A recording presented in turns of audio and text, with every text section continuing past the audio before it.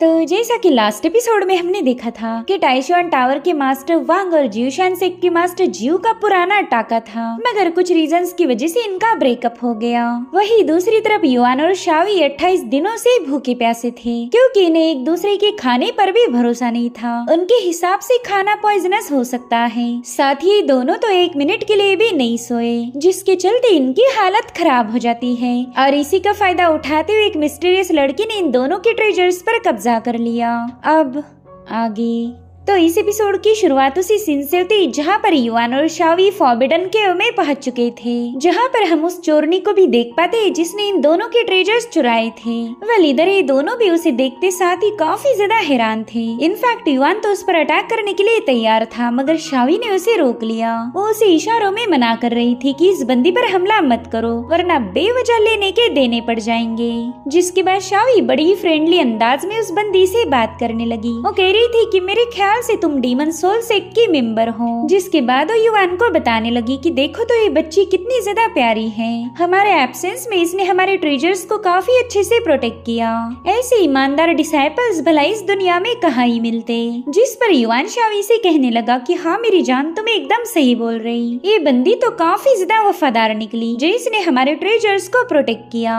और अब वो अपनी ईवल अंदाज में उस बंदी की तरफ आगे बढ़ने लगता है, लेकिन युआन उस पर अटैक कर पाई इससे पहले उस लड़की ने रोना शुरू कर दिया। वो कहने लगी कि आपने ही हमारे सेक्ट के मास्टर को खत्म करके हमारे डीमन सोल सेक्ट को आजाद किया था। अगर वो मास्टर जिंदा होता तो हमें हमेशा के लिए अपना गुलाम बना देता, लेकिन आपने ही हमारी गुलामी की जंजीरें तोड़कर हमें आजादी बहाल की। अगर मैं दिन रात गधे जैसी मेहनत भी करूँ तो भी आपकी इस एहसान को चुका नहीं पाऊंगी। तो युआन अपना हाथ आगे बढ़ाते हुए उसके कंधे पर हाथ रखने की कोशिश करने लगा। वो कह रहा था कि मेरा शुक्रिया अदा करने की कोई जरूरत नहीं, अब तो तुम हम में से एक हो, तो प्लीज इस फॉर्मेलिटी को यहीं पर रोक दो। मगर वो बंदी फटाफट से साइड में हटकर दोबारा से रोना शुरू कर देती है। वो कहने लगी कि हमारा सेवियर कितना ज्यादा दयालु है। तो शावी उसे समझाने लगी कि प्लीज रोना बंद करो, हम तुम्हें रिवॉर्ड दे सकते हैं। मगर वो बंदी दोबारा से साइड में हटते हुए कहने लगी कि भला मैं आपसे रिवॉर्ड कैसे ले सकती हूँ, आप तो मेरे अन्नदाता हो, मेरे चेन ब्रेकर हो। अगर मैंने आपसे रिवॉर्ड लिया तो जहन्नुम में मेरे लिए अलग से कढ़ाई लगाई जाएगी।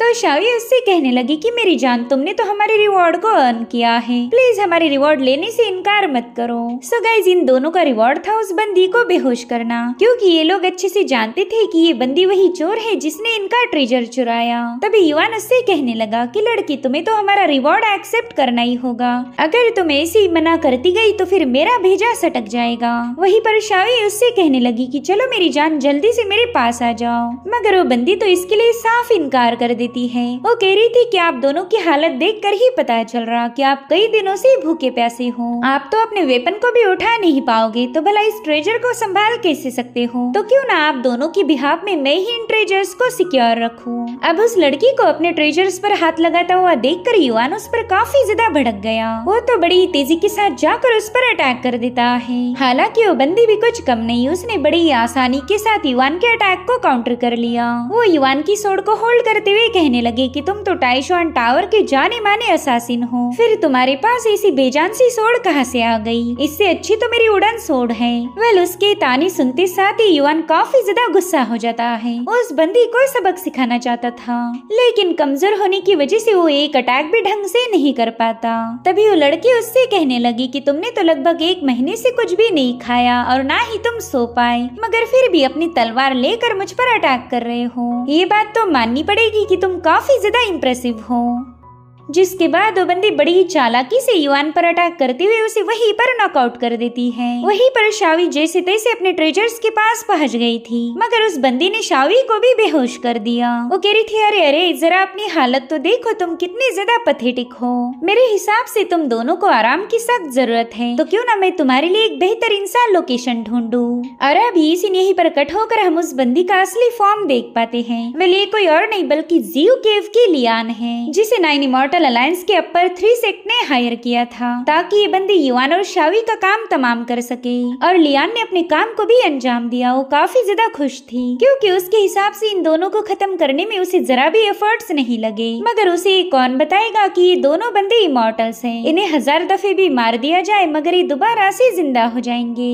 और तभी उसने देखा कि शाओ अपने साथियों के साथ उस इलाके में पहुंच चुका है। वो कह रहा था कि जल्दी से उस चोर की तलाश करो, चप्पा चप्पा छान मारो, बंदी यहाँ से भागनी नहीं चाहिए। और उतने में वांगी और उसके साथियों को शक होता है कि यहाँ पर मौजूद पेड़ के पीछे कोई छुपा हुआ है। तो वांगी तुरंत ही उस बंदी से कहने लगी कि जल्दी से हमारे सामने आ जाओ वरना हमें तुम्हें मजबूर होकर खत्म करना पड़ेगा। इसलिए लियान वांगी के सामने चली जाती है। यहाँ पर वांगी उससे कह रही थी कि तुम यहाँ पर क्या कर रही हो? हमने फैसला लिया था कि हम अलग अलग होकर उस चोर की तलाश करेंगे। दरअसल वांगी लियान को पहचान नहीं पाती क्योंकि लियान ने यहाँ पर रुआन का फॉर्म लिया था। वह यहाँ पर लियान यानी कि रुआन उससे कह रही थी कि तुम एक नंबर की बेवकूफ हो। अगर वो सेंट थीफ तुम्हारे सामने भी आ गई तो भी तुम उसे पहचान नहीं पाओगी। इसलिए मैंने सोचा क्यों ना मैं भी इस इलाके को चेक करूं। खैर इस इलाके को तो मैंने पूरी तरह से चेक किया है। तुम दूसरी डायरेक्शन में जाकर उसकी तलाश करो।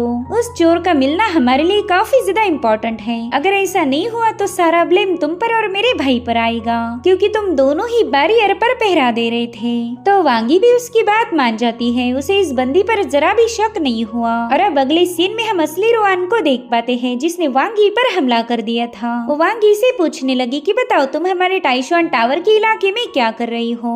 जिस पर वांगी जवाब देती है कि हमारे मास्टर जियो ने मुझे बताया था कि टाइशुआन टावर के लोग काफी ज्यादा शातिर हैं, तो उन्होंने ही मुझे यहाँ भेजा ताकि मैं तुम्हारी मदद ले सकूं। अपने सेक्ट की तारीफें सुनते साथ ही रुआन को काफी ज्यादा मजा आ रहा था। वो कहती अरे वाह तुम तो हमेशा काफी ज्यादा बदतमीजी दिखाती थी लेकिन आज तुमने मेरे सामने अपना सिर झुका दिया। तो वांगी रुआन से कहने लगी कि मैं तुम्हारी जितनी पावरफुल बिल्कुल नहीं हूँ। अगर वो चोर मेरे सामने से गुजर भी जाए तो भी मैं उसे पहचान नहीं पाऊंगी। जिस पर रुआन कहने लगी कि अपनी कमजोरी को समझना काफी ज्यादा अच्छी बात है। पावरफुल होने का शो ऑफ करना हमेशा महंगा पड़ता। चलो ये तो अच्छा हुआ कि तुम अपनी क्षमता को समझ सकती हो। चलो बताओ तुम किस इलाके में मुझे भेजना चाहती हो? तो वांगी ने तुरंत ही उसे एक डायरेक्शन दे दी और वो बंदी तुरंत ही उसी तरफ रवाना हो गई। दरअसल ये रियल वांगी ना होकर लियान थी। ये बंदी बार बार अपना फॉर्म बदल कर इन्हें उल्लू बना रही थी। वो कहती है कि राइचियस सेक्ट हो या फिर डिमोनिक सेक्ट हो, इनमें से तो कोई भी समझदार नहीं, इन सबके दिमाग घुटनों में है। और उतने में वहाँ पर उसे किसी के आने की आहट हुई तो सीधे अपनी वेपन्स का इस्तेमाल करते हुए उसी दिशा में अटैक कर देती है। लेकिन ये कोई इंसान ना होकर एक रैबिट था।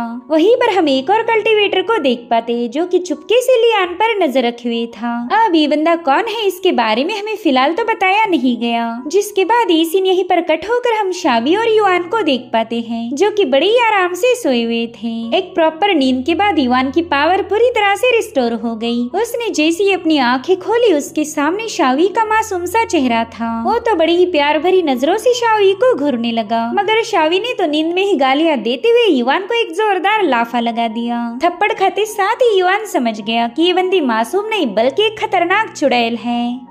और फिर शावी फटाफट से घबराते हुए उठ जाती है। वो युआन से पूछ रही थी कि तुम मेरे बिस्तर में क्या कर रहे हो।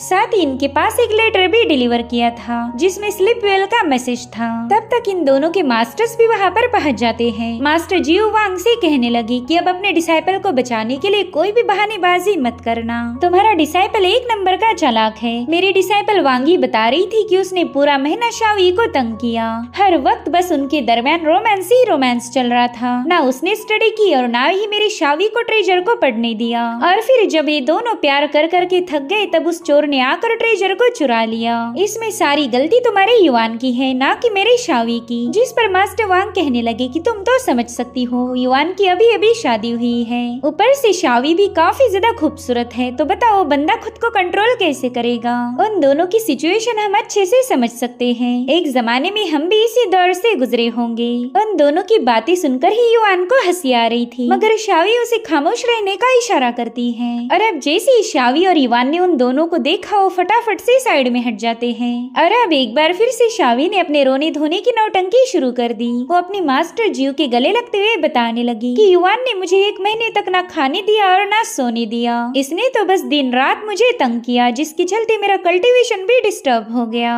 जो सुनते साथ ही युआन गुस्से में कहने लगा कि मैंने तुम्हें नहीं बल्कि तुमने ही मुझे तंग किया था। सच बताना क्या तुमने एक पल भी मुझे सुकून से सोने दिया? जिस पर शाओई कहने लगी कि तुमने तो पूरा महीना भर मुझे अलग अलग तरह से टॉर्चर किया। अगर तुम ऐसा ना करते तो ना हम दोनों कमजोर होते और ना ही हमारा ट्रेजर चोरी हो जाता। बेचारा युआन तो उसकी इल्जामात सुनकर ही काफी ज्यादा हैरान था। वो भी अब अपने बचाव में कुछ बोलने ही वाला था, मगर मास्टर जियो ने उसे चुप रहने का हुक्म दिया।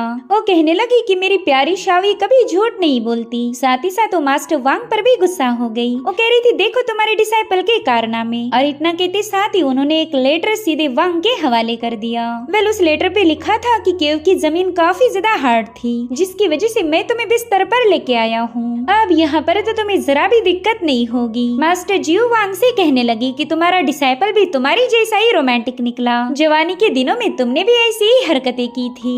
वहीं पर शावी रोते हुए अपने मास्टर से कहने लगी कि अब आपको ही मेरे लिए स्टैंड लेना होगा। इस बंदे ने मुझे महीना भर टॉर्चर किया। बेचारे युआन को समझ नहीं आ रहा था कि वो इस लड़की की झूठ से पर्दा कैसे हटाएगा। उतने में ही मास्टर वांग युआन के पास पहुंच गए। वो कहते देखो शादी का मतलब ये नहीं कि तुम अपने दुल्हन का फायदा उठाओ। कुछ चीजों का टाइम टेबल होना चाहिए। हर एक चीज तुम लगातार नहीं कर सकते। मेरे ख्याल से तुम समझ गए होंगे कि मैं किस बारे में बात कर रहा हूँ। देखो किसी बात की गड़बड़ी मत करना। शावी तुम्हारी बीवी है और वो तुम्हें छोड़कर कहीं भी नहीं जाने वाली। युआन तो हैरान होते हुए कहने लगा कि बॉस मुझे तो यकीन ही नहीं हो रहा कि आप भी इस लड़की की बातों में आ गए। हम दोनों ने तो एक टीम में होना चाहिए था, लेकिन आप तो दुश्मनों का साथ दे रहे। लेकिन मास्टर वांग इस पर कोई जवाब नहीं देते। वो कह रहे थे कि मैंने अपने डिसाइपल को समझा दिया है, अब वो शावी के साथ कोई जबरदस्ती नहीं करेगा। फिलहाल तो हमने अपना पूरा फोकस उस चोर को पकड़ने पर लगाना चाहिए, वरना हमें अपने अनमोल ट्रेजर से हाथ धोना पड़ेगा। तभी मास्टर जियो बताने लगी कि वो ट्रेजर थीफ सेंट ने चुराया है, जो कि काफी ज्यादा शातिर मानी जाती। ऐसा कहा जाता कि उस बंदी ने चुराया हुआ ट्रेजर अभी तक किसी को वापस नहीं मिला। मगर मुझे तो ये समझ नहीं आ रहा कि उस थीफ सेंट ने हमें टारगेट क्यों बनाया होगा। तो शावी कहने लगी कि वो थीफ सेंट मर्द है या औरत ये भी किसी को नहीं पता। साथ ही उनके एबिलिटीज गॉड्स और डीमंस के बियॉन्ड है। इसका मतलब तो ये हुआ कि उसे कैप्चर करना हमारे औकात के बाहर है। हो सकता है कि मेरे प्यारे पतिदेव इस काम को अंजाम दे। उतने में ही मास्टर वांग युआन से कहने लगे कि मेरा तुम्हारी एबिलिटीज पर पूरा भरोसा है, तो बताओ क्या तुम उस चोर को पकड़ पाओगे?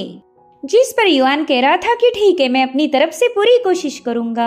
उतने में ही मास्टर जियो ने एक और आर्टिफैक्ट बाहर निकाल लिया। इसे स्टार लॉकिंग कंपास कहा जाता था। वो उस कंपास को शावी के हवाले करते हुए बताने लगी कि एक बार इस कंपास में उस पर्सन की ऑरा को ऐड करो तो ये 1 किलोमीटर के दायरे में उस पर्सन को ढूंढने में तुम्हारी मदद करेगा। जिसके बाद मास्टर जियो शावी के पास जाकर धीरे से बताने लगी कि अगर युआन ने तुम्हें महीना भर तंग किया है तो इसमें इतना बुरा मानने की कोई जरूरत नहीं। तुम्हारा नेचर काफी ज्यादा शांत और रहमदिल है। हो सकता है कि युआन तुमसे मोहब्बत करने लगा तो ऐसे पावरफुल बंदे को अपनी उंगली पर नचाना तुम्हारे लिए आसान हो जाएगा। मैं तो कहती हूँ तुमने ऐसे मौकों का फायदा उठाना चाहिए। वहीं पर मास्टर वांग भी युआन को अपना सीक्रेट लेक्चर देने लगे। वो कह रही थी देख बच्चे, हम हत्यारों की जिंदगी काफी ज्यादा मुश्किल होती, इनफैक्ट डेथ भी हमारे लिए काफी ज्यादा अनप्रेडिक्टेबल है। आज भले ही तुम जिंदा हो लेकिन कल हो सकता है कि तुम मारे जाओ, इसलिए मौका मिलते साथ ही अपनी ब्लड लाइन को आगे बढ़ाना। शावी और तुम्हें तो काफी ज्यादा प्राइवेसी मिलेगी, तो मौका मिलते साथ ही अपनी लेगेसी को आगे बढ़ाने वाले बच्चे को पैदा कर लो। और हाँ, तुम बिल्कुल फिक्र मत करो, अगर तुम्हारे बच्चे पैदा हुए तो मैं उनका ख्याल रखूंगा, इसलिए कोई भी मौका हाथ से मत जाने देना। चलो जाओ बच्चे, शाबाश, अब जल्दी से गुड न्यूज लेकर वापस आना। बेचारा युआन तो ये सब सुनकर ही काफी ज्यादा हैरान था, क्योंकि उसका बॉस अब उसे बच्चे पैदा करने के लिए भी मोटिवेट कर रहा था। सो इस तरह से ये दोनों मियाँ बीवी अपने मिशन पर रवाना हो गए। शावी गुस्से में कहने लगी कि आखिर उस चोर की इतनी हिम्मत कैसे हुई कि वो मेरे जियोशान सेक्ट की डीमन सप्रेसिंग बेल को चुरा पाए। वहीं पर युआन भी उतने ही ज्यादा गुस्से में था। वो कहता है कि हाँ बिल्कुल, उस चोर की इतनी हिम्मत कैसे हुई कि वो मेरे टाइशुआन टावर की डीमन सबडुइंग बेल पर कब्जा कर सके।